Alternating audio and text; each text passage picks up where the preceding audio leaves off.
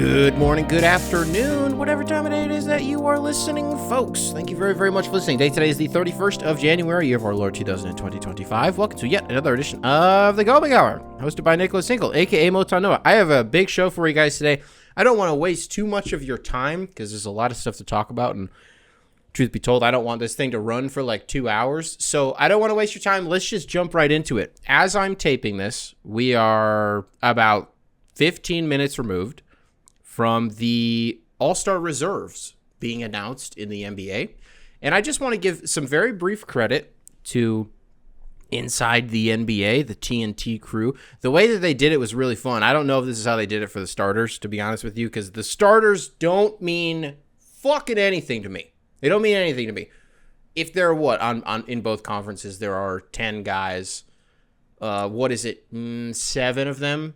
Maybe 8 of them are like mostly chalk every single year. The real meat and potatoes is in the reserves. So the way they did it is they just like one by one opened an envelope, and there was a lot of the moment felt big. You have Shaq and Chuck and Kenny and Ernie each reading off an individual name, and they get a brief 30-second spot where they get some shine. I thought that was really cool.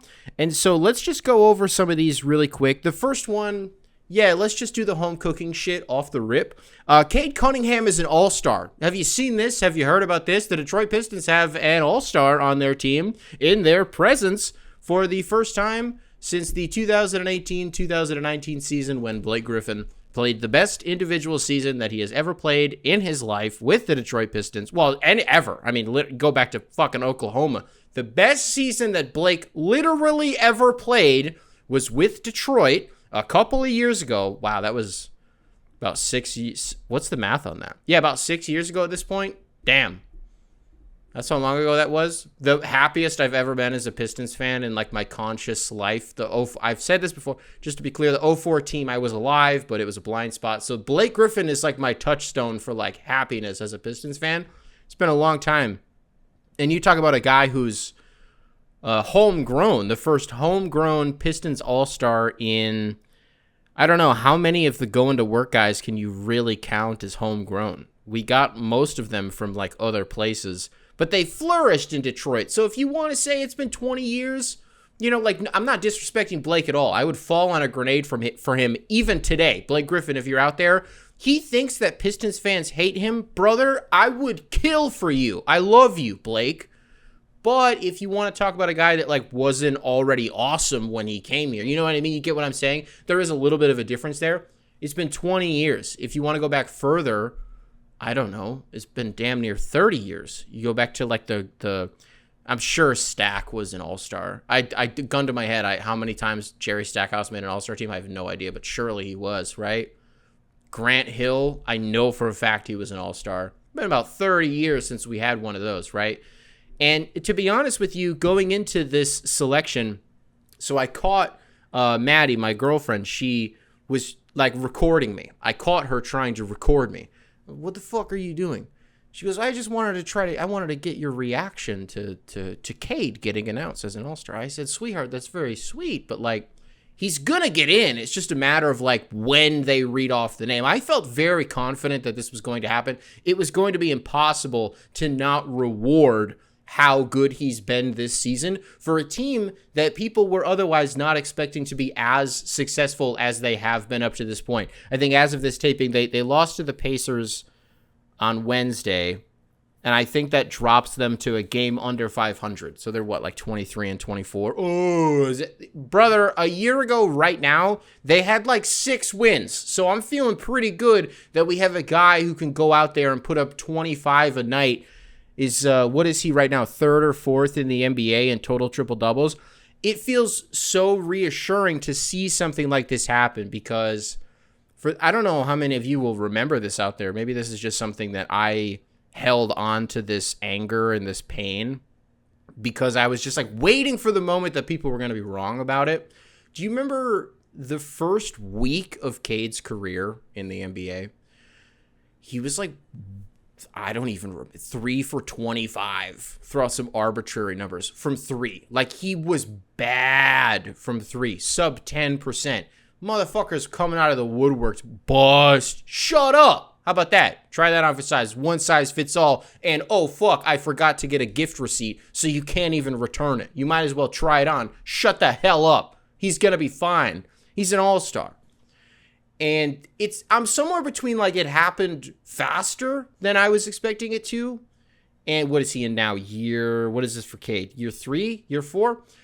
It's somewhere between, I thought it was going to happen sooner and like, oh, wow, it already happened. You know what I mean? I think some of that is just the context in which he has played for the last few years or hasn't played. He basically missed an entire season.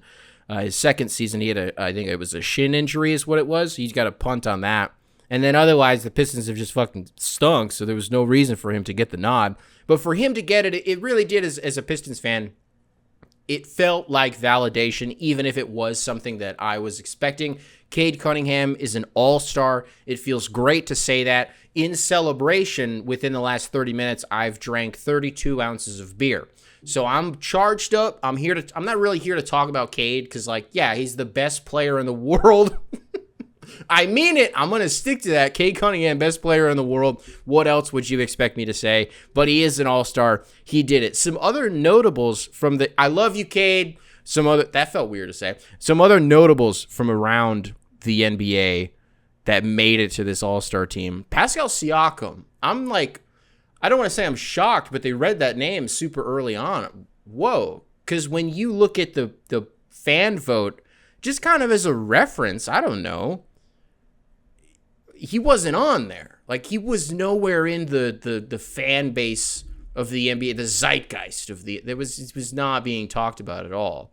What is this, his third all-star? Which is also maybe the other piece of this, by the way, that I should mention. Another reason I think that the reserves are more interesting than the actual than the starters is because a lot of the time the starters feel like a popularity contest, even if most of those spots aren't like egregious, you know what I mean? But you come to expect this guy's going to be in there, this guy's going to be in there, this guy's going to be there. And so when you get to the reserves and it's down to like the coaches and the players and the media, whatever it is, whatever the little algorithm that it is that they use to figure this out, I think it's more a reflection of who is actually good in the NBA. Pascal Siakam has been awesome this season for the Indiana Pacers, a team that in their last 20, 21 games, what are they now, 16-5? They've been on one of the hottest stretches that we've seen in the NBA this season outside of like the Cavs. Or who is it actually in that stretch? That's a thing. In their last 20 games, they have the third best record in the NBA. It's behind Cleveland. I want to say it's Denver. I don't think it's Denver. I don't remember who the other team was. Pascal Siakam very much been an integral piece of that success. We're going to talk a little bit, not to get too ahead of myself, we're going to talk a little bit about the Pacers versus the Pistons game that was played on Wednesday night. Siakam had his highest scoring outing of the season against Detroit. He put up 30, and so it was very cool to see him on this list, the only Indiana Pacer to make the All-Star team. Additionally, you had Darius Garland, which this might sound dumb, but he deserves it because he's playing the best since he's playing the best since he previously made an All-Star team, which was 2022? Was it 21 or was it? I think it was 22. Darius Garland makes the All-Star team in Cleveland. And then since then, we've kind of there's been some ebbs and flows with him, so it's nice to see him get back onto that All-Star horse. And he wasn't the only one. He was not the only Cleveland Cavalier outside of also Donovan Mitchell, who did make the starters, but that was expected. You got Darius Garland. You also have Evan Mobley. Wow. Evan Mobley. You know, we like to do this mental exercise when somebody wins a championship. You know, the NBA, a team wins a championship. The Celtics this last year. Jaylen Brown, NBA champion. How does that feel? Jason Tatum, NBA champion. Sam Hauser, NBA champion. And you just kind of like, you try it on and you see how it feels. But it's true, so it doesn't matter if it fits or if it doesn't. Let's do this with the All-Star team. Evan Mobley, NBA All-Star for the Eastern Conference. That rules. Another instance of getting ahead of myself here. I would be remiss if I did not point this out. To me, a Cade Cunningham and Evan Mobley type character will always be tied to Jalen Green, right? Those three will always be married in some way in my head because of the succession that they were drafted a couple of years ago. And so for me, no home cooking shit, no bias shit, Jalen Green, fuck that guy, like whatever.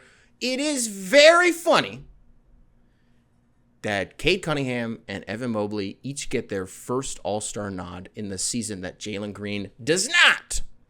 And it's not like no Houston Rockets didn't get into the All-Star game. We will get to that in just a second. But it was a nice little icing on the cake, And before any of you little, actually bitches go to the comments, the Jalen Green hate is so forced. Actually, it's not. And I would point to Cade Cunningham going on Inside the NBA and being like, yeah, we know what it is. When we play each other, like, we don't fuck with each other, but, like, sure, there's mutual respect, like, whatever. There is a rivalry, right? So this isn't nothing. I'm not just creating something out of nothing. Very, very funny to me that he did not make the All-Star team because fuck that guy. So let's go on with some other Eastern Conference notables. Yeah, Jaylen Brown. Wow, impressed. The main one here, Tyler Hero getting the last spot on the All-Star team for the Eastern Conference. I have been on record in the past being a Miami Heat hater. I haven't liked Tyler Hero. A lot of us haven't liked Tyler Hero. I got to tell you something. This season, I have more often than not found myself going, holy shit. Is Tyler Hero awesome? Because even when I'm not tuned into like what the Heat are doing, right? I'll go a week. I got no idea what's going on with them other than all the Jimmy saga, right? I'll turn on like Get Up or First Take on ESPN in the morning. And I'll kind of, this almost serves as background noise while I'm just kind of analyzing the bottom ticker. I swear to God, every other fucking day you see Tyler Hero dropped 28, went 7 of 9 from 3, and half of those were in the fourth quarter. It's always, he set a single season franchise record for doing this in a quarter or this in a game, like threes made in a game for the Miami Heat. I don't know how many records he's set this season for the Heat, but when he got his name called, I kind of had this moment where I dropped all the hater shit, and I was like, good for you. Genuinely good for Tyler Hero for making the All-Star team, because first of all, I think that Miami Heat fans actually kind of needed something else right now. I think they just needed something else. Fuck them most of the time, but right now it's like, dog, you're dealing with a geriatric, senile old man lashing out in your front office and a fucking baby as your star player. That's the cycle every single day if you're a Miami Heat fan. And so for one of your dudes to actually get that recognition from the media, from the coaches, from the players, I don't think that's nothing. I thought that was really, really cool. Again, genuinely awesome for Tyler Hero. Now, if we move to the Western Conference, if you thought the East was like I'm sorry, let me put a bow on that. Talking about the guys who didn't get into the All-Star game for the Eastern Conference, Trae Young did not get in. Whoops. Probably because that's not true. Shut up. I was going to say it's probably because they've sucked for the last 2 weeks. It's not the MVP. Trae Young didn't lose his All-Star spot in a 2-week span. Also, by the way, one of these guys could get hurt and we could be talking about an injured reserve. That's going to be the case when we get to the Western Conference too. These aren't technically the final All-Star rosters. Somebody could still get in again as an injured reserve. So let's reserve, in spirit of that, let's reserve judgment until the game is actually played. But as of right now, this is what we got. There's no Trae Young. There's also no LaMelo Ball. Pretty high in fan voting. Players and coaches were like, yeah. I think players had him high. I haven't seen the actual tallies of it yet. Again, this is happening up in real time that the reserves just got announced. The players voted him high. I think it was the media that was like, nah, we're not really into the LaMelo Ball experience. Probably because they fucking suck. Probably that. It's hard to get in the All-Star team when your team fucking sucks. And will probably always stink. Who else didn't get in there? Oh, there was no Tyrese Halliburton. There's a piece of commentary in there somewhere, by the way. I've spent a lot of time, I feel like in the last couple of episodes, being like, is Pistons Reddit fucking stupid? I need to get it in my head that Reddit is not real life. It is a bubble of people who exist online, who exist digitally in a very chronic way. That is not a reflection of what the culture actually believes. If you go to I don't know, by the time you're listening to this, maybe it'll change and maybe people will come to their goddamn senses.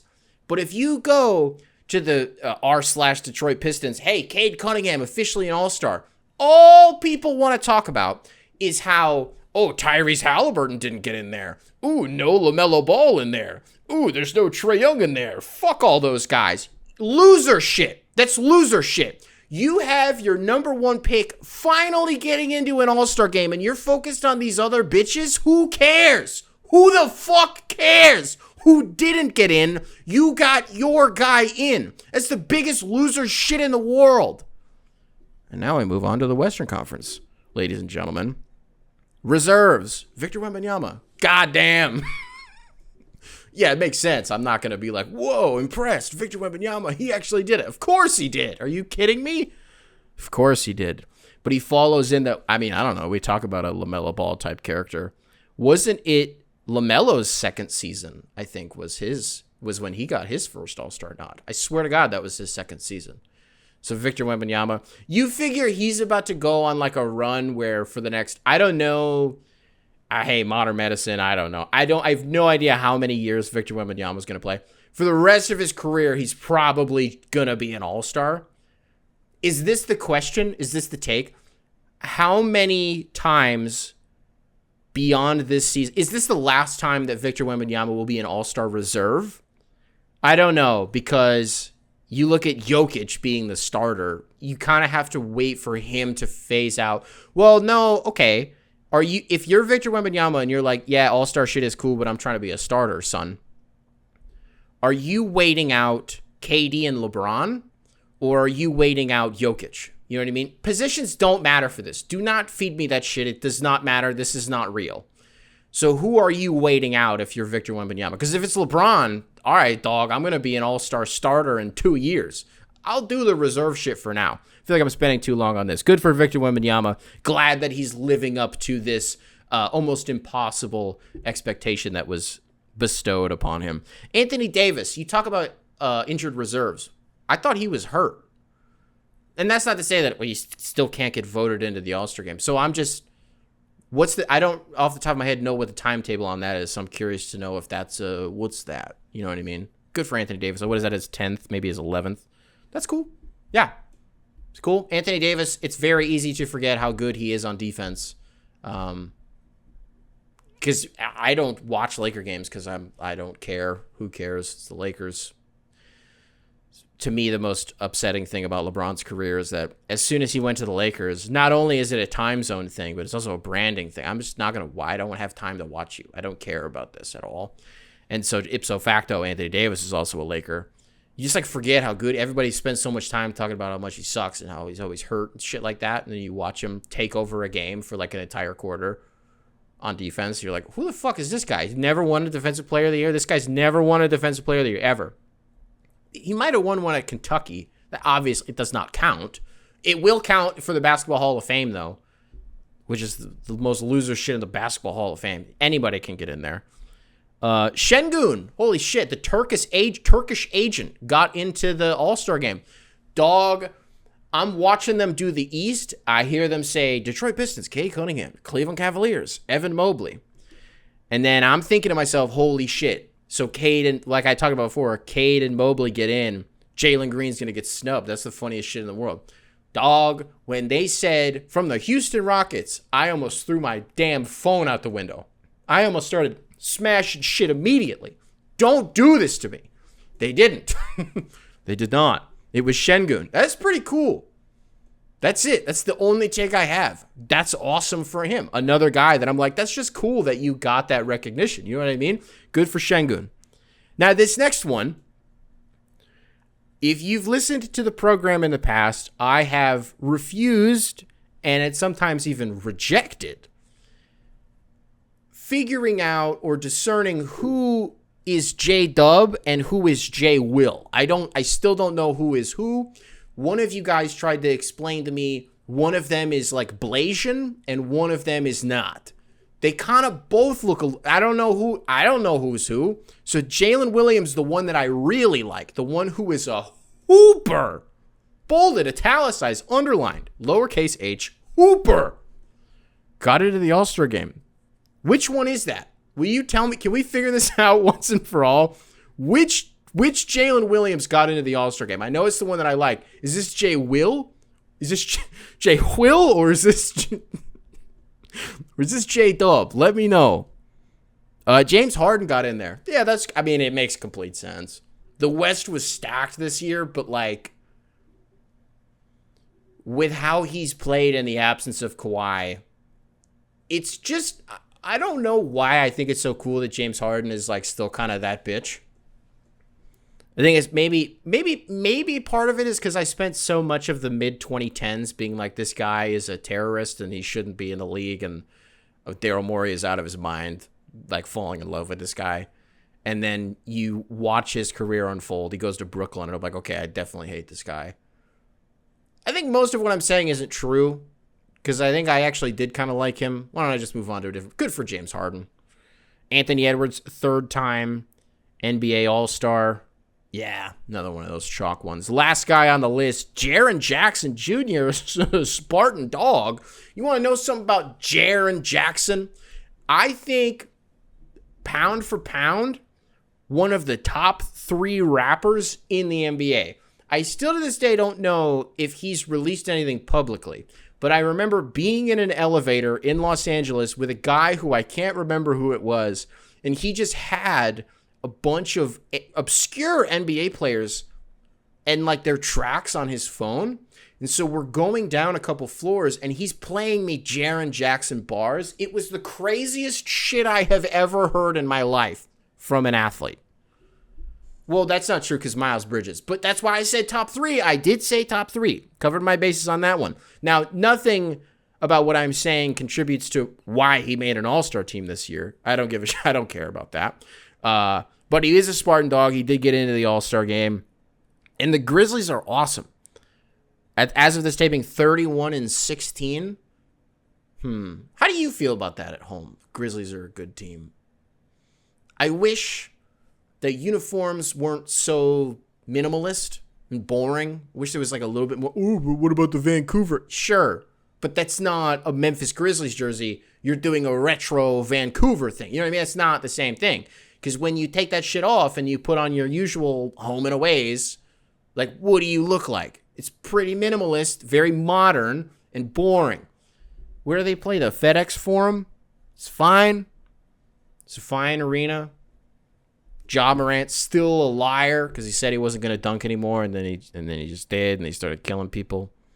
And those are your All-Stars this year, folks. Who did we miss in the West? What the hell is Norman Powell doing not being an All-Star? Look, I'm not going to be the... And I said this about the East, and so we could still have... hey, somebody goes to... Could Norman Powell be a reserve for Anthony Davis? Why don't I put a pin in that and just figure out... I still don't... Again, I said this.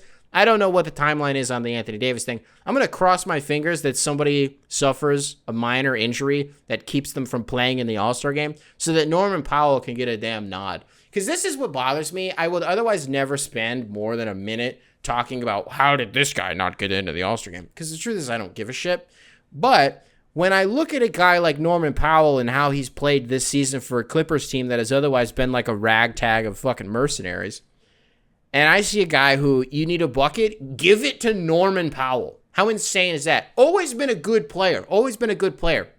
But never on the volume. Never on the scale that he's been this season for the Clippers.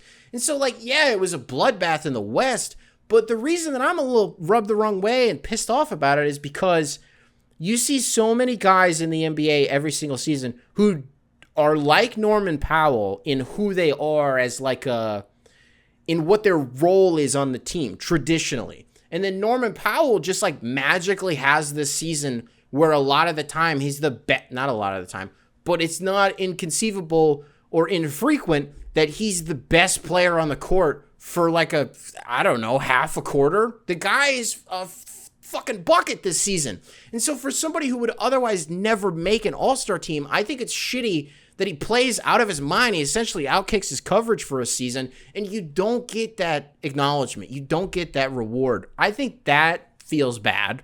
If I'm a Clippers fan, the James Harden thing is cool, but I'm a little pissed because I'm like, where's Norman Powell? Where's a character like him in this whole thing? And those were your all-stars, folks. Yeah, man, the other day the Pistons played a game against the Pacers.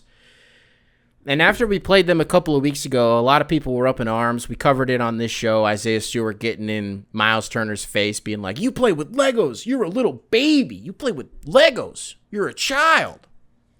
And even if I didn't condone that behavior, because I don't think it's good behavior, I don't care about it, and I also support it. So I don't condone it, but I do support it because he plays for my basketball team, right? Legos are cool, but it is a hilarious thing for a grown man to say in another grown man's face on a basketball court when things are like getting heated, especially because we've seen Isaiah Stewart when he gets mad and he'll just like try to kill someone. And his, in that moment, his anger was like, you play with Legos, fuck you. That's just funny to me. So we go into this Pacers game and everybody was all riled up from that last game. I was kind of like, yeah, fuck them, but like whatever, right?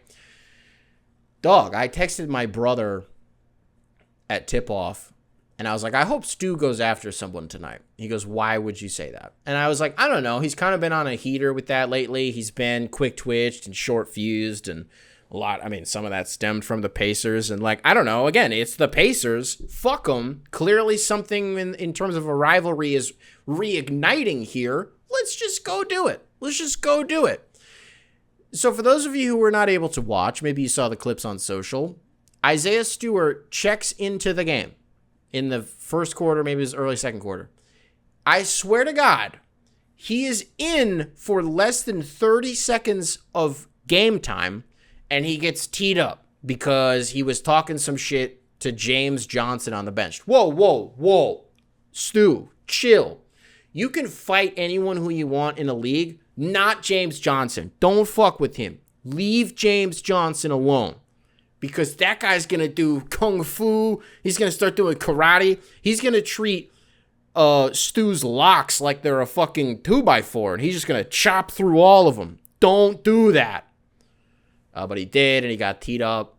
And then 20 minutes of real time later, he was thrown out of the game. He was thrown out of the game. It wasn't even halftime. Stu had been out for like one. The second platoon had only been in for, I don't know, a couple of minutes. And Isaiah Stewart.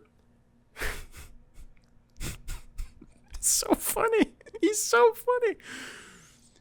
The ball is on the rim, and he's like, he has an opportunity to box out, but instead he locks eyes with Thomas Bryant. And in fractions of seconds, has the opportunity to not use both of his forearms, extend, and push Thomas Bryant. He has the opportunity to not do that. But instead, he decided to do it. It was very akin to a couple of weeks ago when Isaiah Stewart locked eyes with Noah Clowney, had the opportunity to not elbow him in the throat, but instead decided it would be way funnier if I elbowed him in the throat. So that's what he did. And so he throws these forearms into Thomas Bryant. He extends. The refs are like, that's a hostile act. That's not a basketball play. Throw his ass out of that's a flagrant 2. You're out of the game. Stu's going into the locker room. He's like doing this thing with his jersey. He's like, yeah, fuck you. This is my vibe. Detroit. This, blah. I was all about it. And wouldn't you know it, I go over to Reddit and everybody's like, he's just got to be smarter than that. You guys are fucking kids. You guys are children. Little fucking kids. You are not tall enough to get on this ride. Who the fuck? Respect your elders. Isaiah Stewart in that moment is embodying what the Detroit Pistons have been for 40 years. A team that will kick the shit out of you, even if it is not a quote-unquote basketball play. And so what ended up happening? The Pistons at that point were down they go down like 20. And we're dangerously close to approaching, I'm turning this shit off territory, which the Pistons have unfortunately been in a lot of those games recently. And then eventually Cade gets a tech. JB Bickerstaff gets a tech. It turns out if the Pistons get enough technical fouls, they will get back into a game. Yeah, the Pistons ended up losing it by double digits, but it was more about the Pacers shooting the lights out. I mean, in the first quarter, they were 7 of 10 from 3. They shot 60% from the field. That damn near carried over for 4 quarters. You know what I mean? It's just hard to beat a team like that. The real, I thought, meat and potatoes from that game, from the Pacers-Pistons, was we saw something from the Pistons broadcast booth that you don't see. And for those of you at home who are not tuned into George Blaha, the Pistons play-by-play guy, and Special K, Greg Kelser, the color commentator, I think they do a very, very good job of respecting like the sanctity of the game. They are impartial. You know, it's not uncommon that you see these broadcasters for the local affiliates being biased. I don't think there's anything wrong with that. People always give like the Kings commentator shit for that. I think even we've done that on this program because it's annoying when it happens, but I think George and Greg do a very good job of being impartial. You don't see them getting that upset that often. Dog, George Blaha by the end of the game was like, man, Halliburton never shuts up, does he? They were going in on Tyrese Halliburton because the whole game he was just being an agitator. He was being fucking annoying. And it was one of those moments where I was like, I don't hate you, but like, God damn, you're annoying. You know what I mean? I'll never get to a point where I'm like Tyrese Halliburton, I don't like him, I'm not going to root for him, because he's an awesome guy, is the truth, right? But in that game, I'm like, you're a piece of shit, and you look at the ref and are like, hey, tee this guy up. It was Tim Hardaway, I think is who it was. Tee this guy up. And the ref was like, I'm going to tee this guy up. Bozo shit. Shut the hell up, Tyrese Halliburton. Giving my guys technicals on behalf of the ref. Whose pocket is in whose pocket? You know what I mean? So that sucked. But it was funny to see, again, Greg and George just be like, I hate Tyrese Halliburton. Another note I had from this game. This may sound crazy to anybody who, like, I don't mean this in a derogatory way, that the way that most people would, because the truth is that I'm this way. But anybody who watches hoops on a more casual basis, I don't know if you know about TJ McConnell. And I don't just mean like, oh yeah, that guy's like super gritty and like he'll do all the dirty work and then like score 12 points. No, dog. I'm going a step above that. You want my TJ McConnell take? Is there a more obscure player that you can think of off the top of your head that can completely take over a game and be the best player on the floor from one timeout to another? I'm talking like 5-6 possessions. Whether he's in like a full court press, he jumps a pass on the inbound, he gets a steal, he gets some bullshit at the rim, he gets an and one, the crowd's going berserk, he converts at the line, that's 3 points on your motherfucking head. Then you take it down to the other end of the floor, and he's gonna jump another passing lane in transition, get some shit going on the fast break, which is just kind of like a Rick Carlisle specialty. I would love to see in the history of Rick Carlisle coach teams, like what's the average for where they rank in points off of turnovers and fast break points. TJ McConnell is the perfect candidate for a coach like Rick Carlisle because he does all of the shit that he would want him to do. And the way that he's able to completely flip TJ McConnell, the way that he's able to completely flip a game on its head out of nowhere is the most infuriating shit in the world when it's happening against you. Because if I tune in to a Pacers, Hawks game, and I see TJ McConnell doing TJ McConnell shit, I'm like, it's just fun. That energy is exciting as a fan. But then when it happens against your team, you're like, break this guy's fucking legs. I cannot do this anymore. Additionally, another take I had, this one is about Pascal Siakam. I'm about to say something that I'm not even sure that I mean. I would rather play Giannis Antetokounmpo for 82 games in a row than Pascal Siakam. I'm going to pause for a second and let you chew on that. Yeah. I don't know what the head-to-head stats would suggest. I'm sure someone could pull it up. Giannis versus the Pistons versus Pascal Siakam versus the Pistons. Giannis is probably averaging 6 to 7 more points a game, couple more rebounds, couple more everything. But at least what my eyes tell me is whenever we play Pascal Siakam, he has the best game of the season, which just happened the other night. He scores more points in 5 minutes on the court than your team will in 7. And it just happens. You don't even realize that it's happening. But after 4.5 minutes, Pascal Siakam scored the last 17 points for the Indiana Pacers. That didn't happen in the other game, but I'm being a little hyperbolic. But what the hell? It's always something with this guy. He's always giving us the business, and it pisses me off. Pascal Siakam, go somewhere else. Get out of the division. Fuck off. Pistons, Pacers, rivalry is back on the menu, ladies and gentlemen. Even Cade was getting pissed in that game. I don't know. Let's move on to something else, folks. copinghourSubs@gmail.com, spelled phonetically, email available in the description, wherever it is that you listen to this program. This one comes into us from Burke. Burke, welcome to the show. Welcome back, I believe. Welcome back to the show. Subject line, call back to a prediction of yours. Hey, Nick, following Michigan State's 13th win in dominating fashion, and I wanted to call back to this prediction of yours. Seems as though you predicted it to a T. Cohen Carr is quickly becoming one of my favorite Spartans in a long, long time. I'm curious how you're feeling about this so far. Been a while since the Spartan team had my full attention. We'll do the PS in just a second. Michigan State basketball, I don't know what my prediction would have been. I think I have no idea what I would have said. So Michigan State the other night kicked the shit out of Minnesota. I was able to tap into that game. Who's the kid? Who's the number 5? Trey Holloman? What's his name? I'm not going to look it up. Number 5 for Michigan State. Trey something. Holloman? Holloway? Holloman. That kid's a hooper. That kid rules. You can talk about Cohen Carr. You can talk about Jaden Akins. You can talk about who's that big man that we got down low. Big guy, big white guy. Zapala. That guy's like, his last name is one damn letter away from translating to like tennis shoe. He's good too.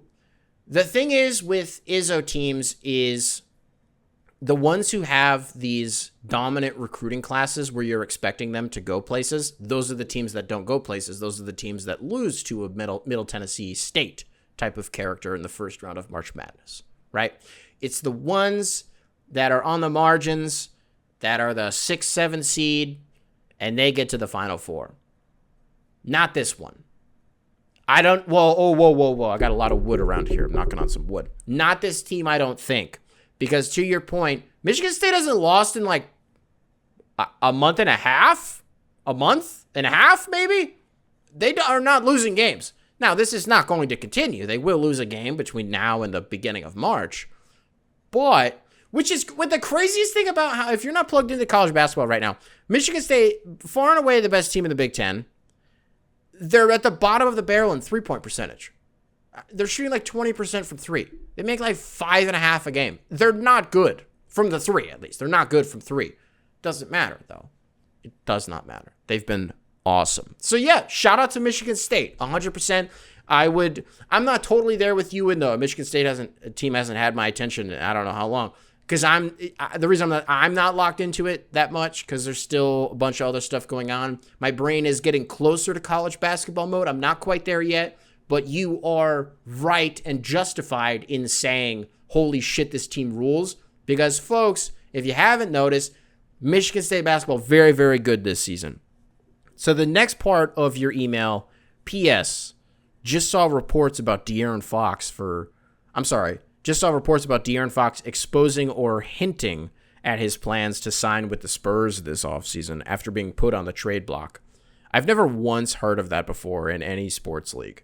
What do you think that means for the game as a whole? Well, it's not that uncommon for a guy to be like, trade me to this team because I'm on an expiring deal, or maybe as a player, I don't remember what it is, but yeah, this season he can or will become a free agent. It's not that uncommon for players to be like, if you don't trade me to like this team or like maybe these 3 teams, if you send me anywhere else, I'm not going to re-sign for that. It's not that uncommon for that to happen. It is very funny to me, though. We talked about this on the shoot-around. Man, these stars grow up so fast, don't they? 1 minute, you're like, man, wow, this Kentucky guy, he's actually a dude for a Sacramento Kings team that like really needs it. The next minute, they are completely destroying their trade value by publicly saying, if you don't trade me to this one team, The one team that I want to go to, fuck them. I'm not going to stay there. So then you just get put in a box if you're the Kings, because you're like, all right, well, we're not going to get anything if we don't send him to San Antonio. But even now, San Antonio is like, because if you're a Detroit, I'm not saying Detroit, but just arbitrarily Detroit, you're like, well, we're not going to give you anything for De'Aaron Fox, because if he's not going to stay here long term, then you can have Tim Hardaway Jr. and a second round pick, if that. You know what I mean? Let's just make these salaries work and that's it. But fuck off if he's not going to stay, if he's a rental. But then it's also like, well, but if you're San Antonio, okay, so it's just us. So I don't have to give you that much for him, because if you're going to try to, get King's ransom this whole thing, I'm going to wait you out and I'm just going to steal him in the summer for free. Fuck. It destroys the leverage of the franchise. And yeah, sure, people are going to be like, oh, well, player empowerment and fuck the business part of it. And, since when have the teams ever been player friendly? I don't know, like, say that internally. I don't think who's the GM over there? Monty McNair? Does Monty McNair still have that job? Piece of shit, asshole, dumbass.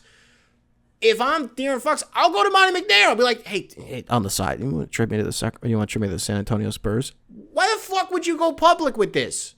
You destroy the team. I don't know. I think that stinks. And now that's not to say that I have any malice in my heart for De'Aaron. I love the guy. Also very excited for him to end up in San Antonio. So that's just what's going to happen. You're going to be exciting. But it is just kind of like a very, very smooth-brained move, I thought, from him. Let's see. What else do we want to do? This one kind of goes off the rails a little bit in terms of we were doing sports stuff, and now we're not going to do sports stuff, and then we're going to go back to sports stuff. This one comes into us from Liam.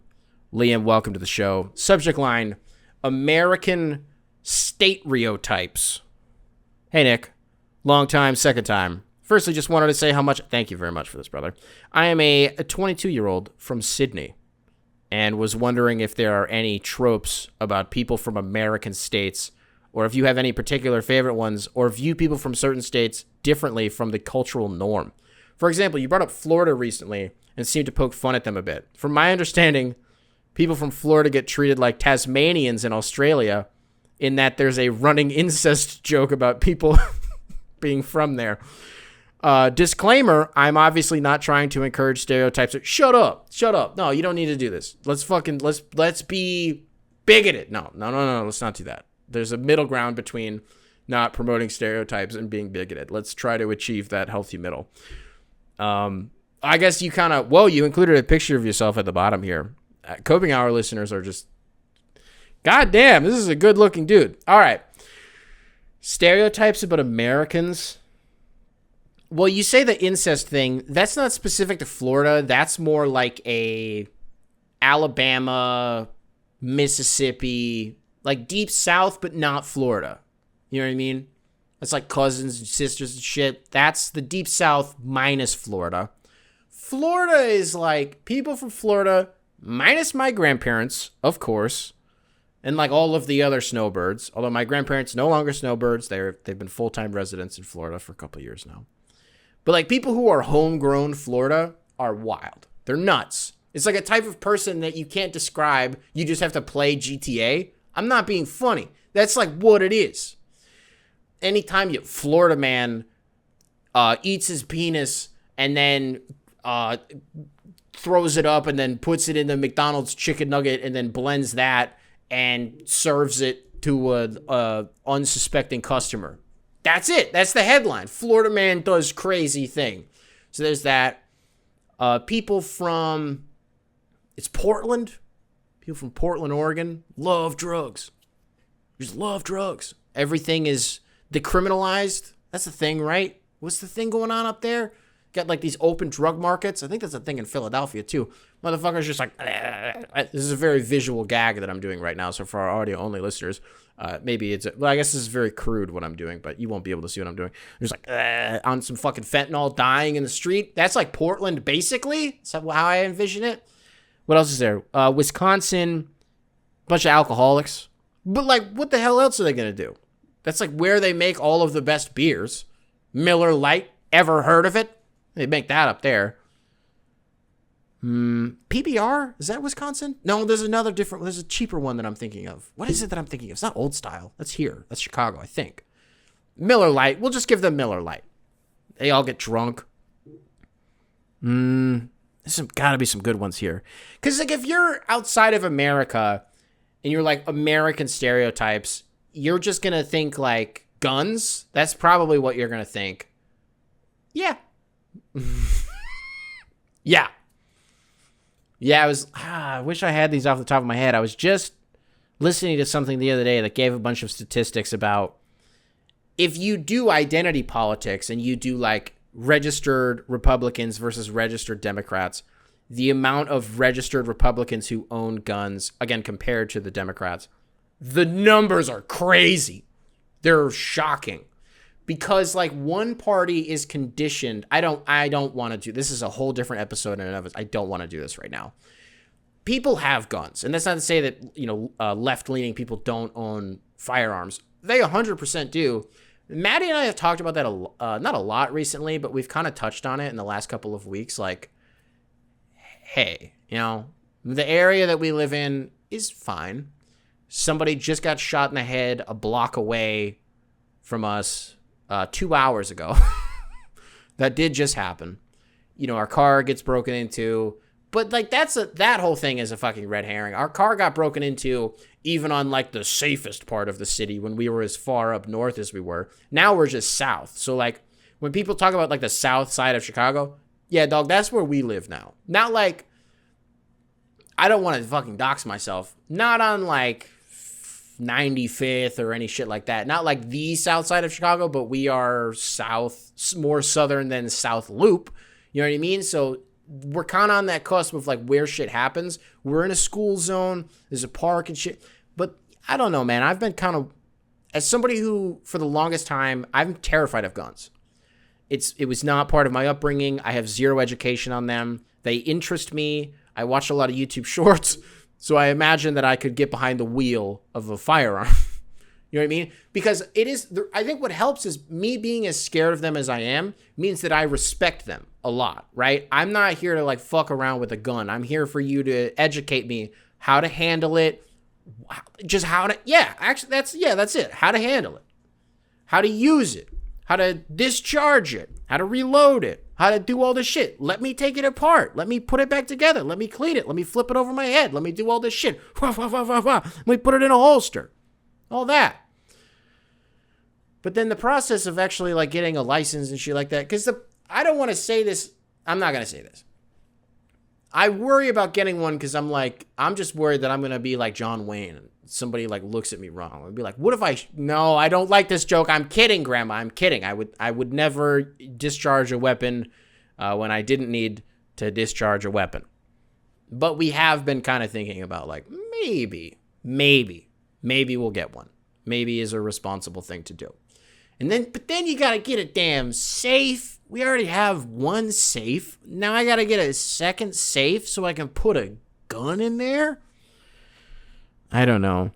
Am I feeding into the stereotype that by just spending the last, 2 minutes, how long was that, talking about guns, they just make me really nervous?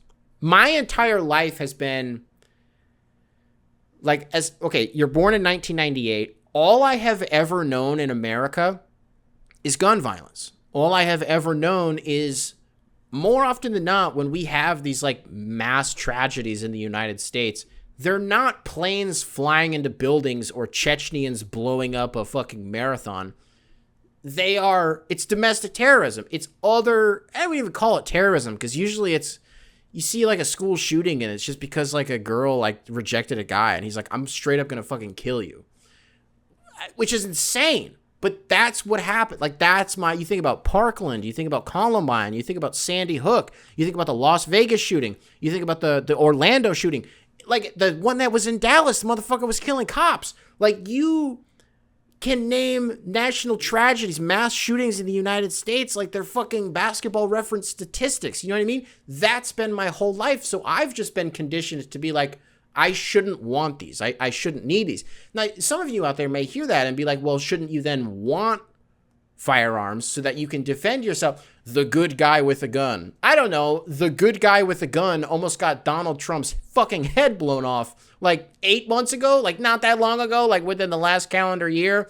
So like they were that close to like that. You know what I mean? I don't know. The whole good guy with a gun thing to me has always been horseshit, but I'm also not. The only thing that I'm completely against, I don't know actually. Ooh, here's something fun for our non-American based listeners. Do you guys know about this? That the response that people have to school shootings in America is to arm the teachers. What the fuck is that? I'm like, dog, I went to school to be an educator, not a fucking vigilante. I didn't go to school to be fucking Batman. I got to do algebra 2, and then I also got to fucking do weapons training after school with the shit that I got taped under my desk next to a fucking panic button. Fuck that. What are we asking of our teachers to arm them? Not to be fair, this isn't a straw man, but like that conversation has not existed in the zeitgeist for a couple of years. But you would be lying to yourselves as an American citizen if you don't remember that being a conversation. I've always hated that. What other American stereotypes are there? That'll be the Spotify question at the end. Like, what's the stereotype for your state? I'm just saying that out loud so that I remember to do it. But folks, let's do another email. copinghoursubs@gmail.com. Spelled phonetically. Email available in the description, wherever it is that you listen to this program. Let's do another sports email. This one comes into us from Tom. Bathroom Tom. Like Wizards Tom. Hot Tom. We haven't heard from this guy on the show in so long. And he did something over this past weekend that I want to give him some shine here. It's a rare instance of Coping Hour field reporters being boots on the ground, reporting live from the scene. And I don't think there's anybody better to kick this off as a sort of segment than Bathroom Tom. So, brother, welcome back to the show, Tom.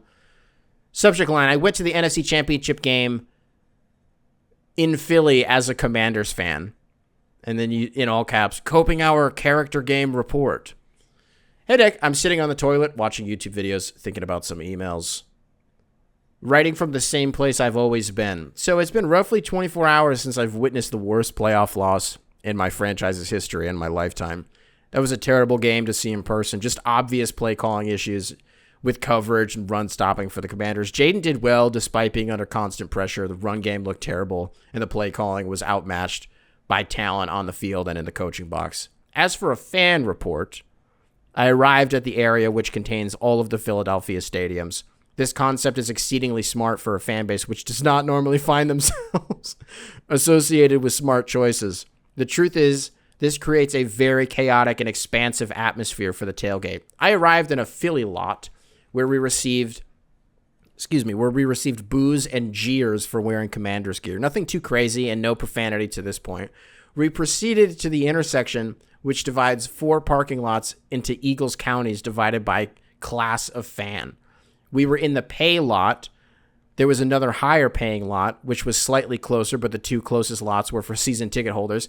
We walked through all 4 where we were jeered, booed, received asshole chants with tomahawk chops, multiple fuck yous and go homes. There was decent Commanders representation, represented best by splatter art rather than being a dedicated section.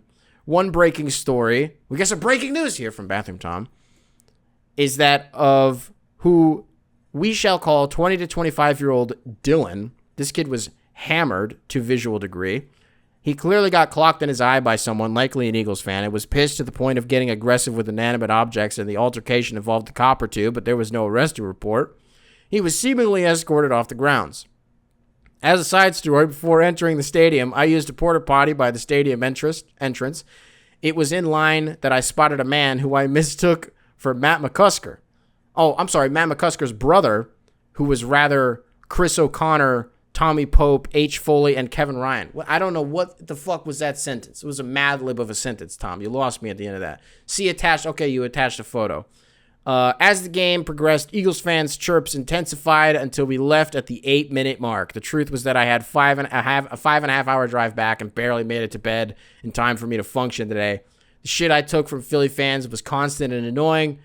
but you live life wondering what if when you don't go for it. And Tom sent in a bunch of pictures from his time there. I thought that was fun. I think I fucked up the reading of it, but a nice little account of like, oh wow, so that is just the experience. You just go to a Philly game and you just get verbally fucking harassed. You just get harangued. You guys see the thing, the Eagles-Packers game? There was a dude who apparently went to the game as a Packers fan with his, I don't know, significant other. I don't know who the woman with him was. I guess he went there to like stir shit up and to like be an agitator, and then caught an Eagles fan in 4K calling the woman that he was with the C word. And then it sparked a whole thing. He was like, whoa, that guy ended up getting, the Eagles fan, random dude, ended up getting fired from his job. Packers fan like ended up kind of looking like a hero, even though he's also kind of an asshole who instigated the whole thing to begin with.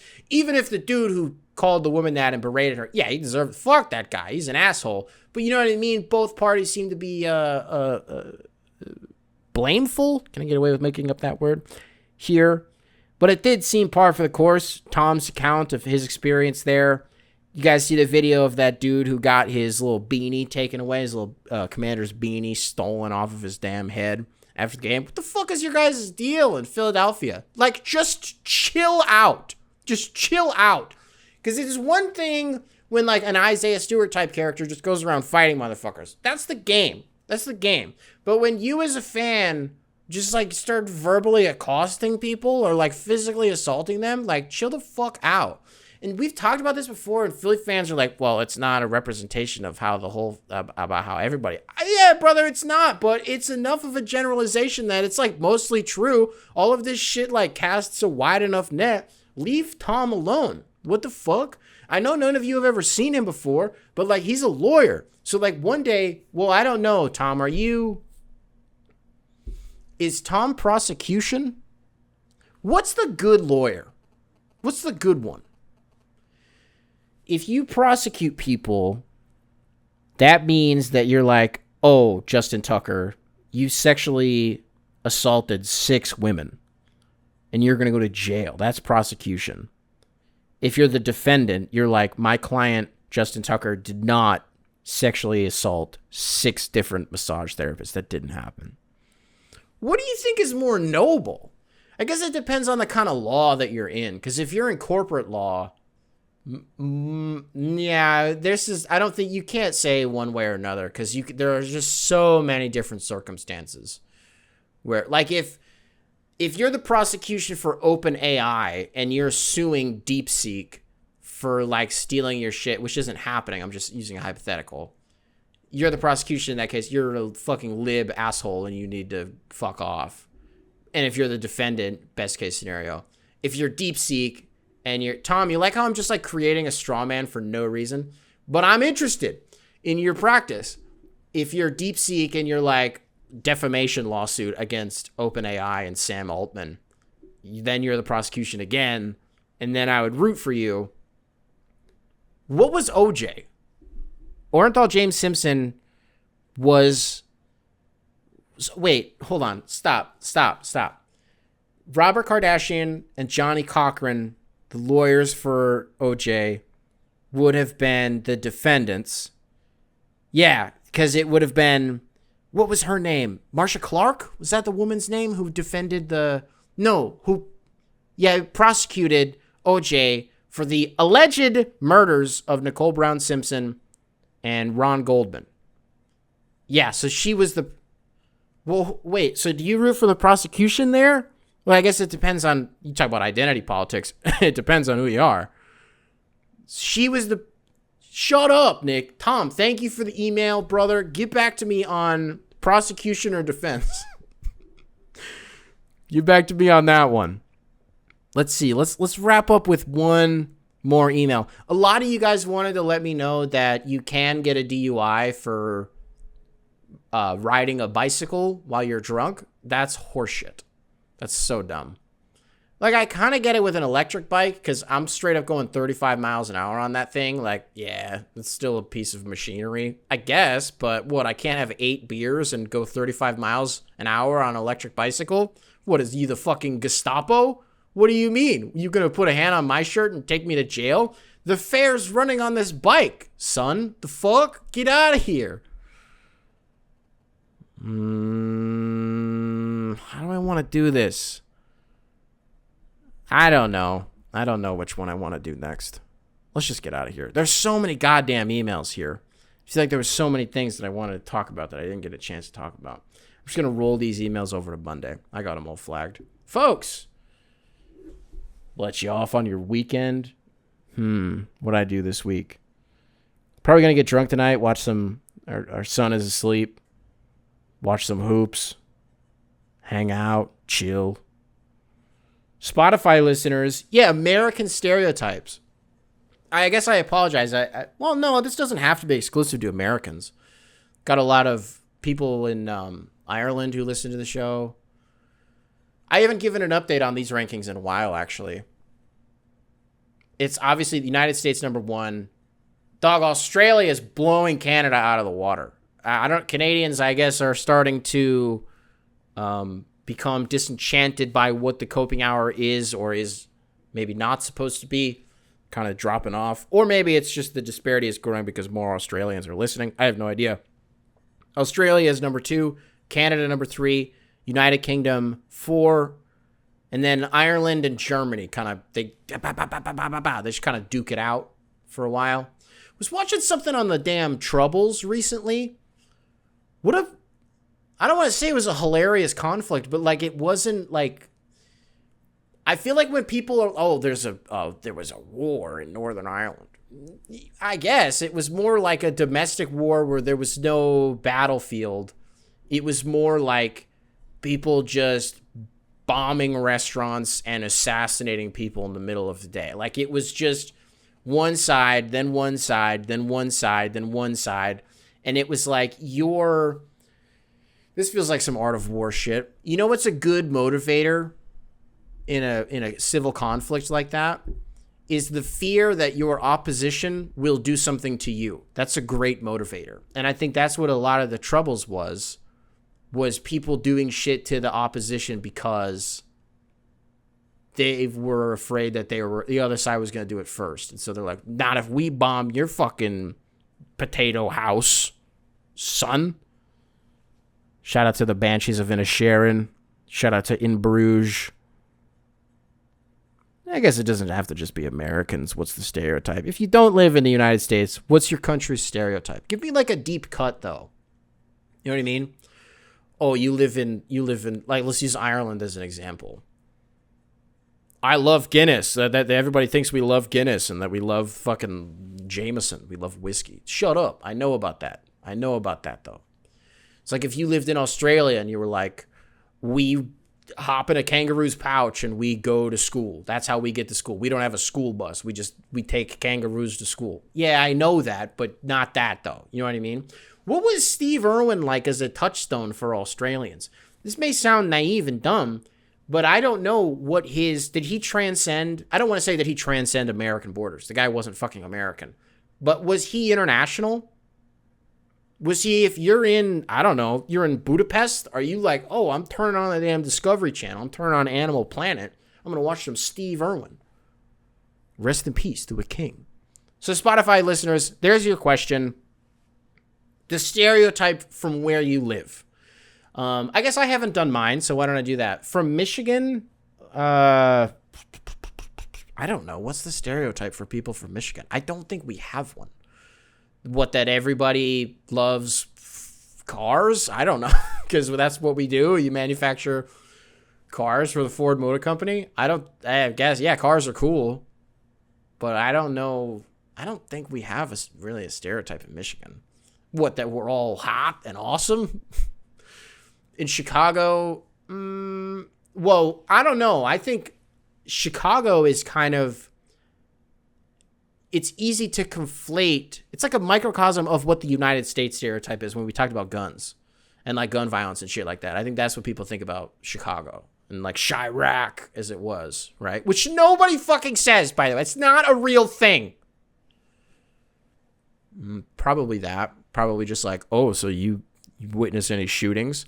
No, but, well, kind of. But I watched So tonight, as I'm taping this, ICE was doing a raid in West Loop. They're raiding a bunch of restaurants.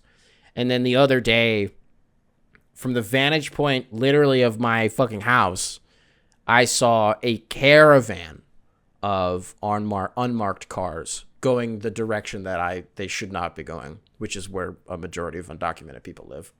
And I was like, oh shit, that's like 8 cars. And they're all driving it. You know what I mean? I was like, holy shit, I'm watching it happen in real time. I'm watching them show up to people's doors in real time and be like, we gotta go. That was pretty bizarre. A lot of shootings. I mean, we hear gunshots. You can't go a day without hearing a couple. And, you know, you first move to a major city and you hear something and you're just like, oh, that was just fireworks. It's easy eventually to, no, that was fucking guns, brother. That shit was guns. Just the irregularity, the time between shots, shit like this. You just know when it's guns. Also, because we have that Narc Citizen app, we always just like to see, like, because shit's always going on in our area. Someone's always getting robbed. Someone's always getting shot. Someone's always getting their fucking car broken into. Someone's house is always on fire. There's always something going on. And so it's nice to know, like, when there's so much, whether it's EMS or firefighters, police activity around us, it's just nice to know, like, what's going on. Also, because I'm super invasive and nosy, and I just like to know what's going on in my area. Also, because I can't cover all the biggest stories and cover them from all angles if I don't know what all the biggest stories are. The fuck? Alrighty, folks. If you are listening to this on Spotify, gave you guys your question. I saw 5 stars. If you're listening to this on Apple Podcasts, what's up? Apple Podcasts, what the hell is up? If you're watching this on YouTube, be sure to leave a like, subscribe. Nice little comment for the algorithm. Make sure to keep primary control in check. So many of you ask about this. What is primary control? And I will catch you guys. I don't know. Well, I do know. I don't know. Now let's do it. Primary control is, I will catch you guys in the next one.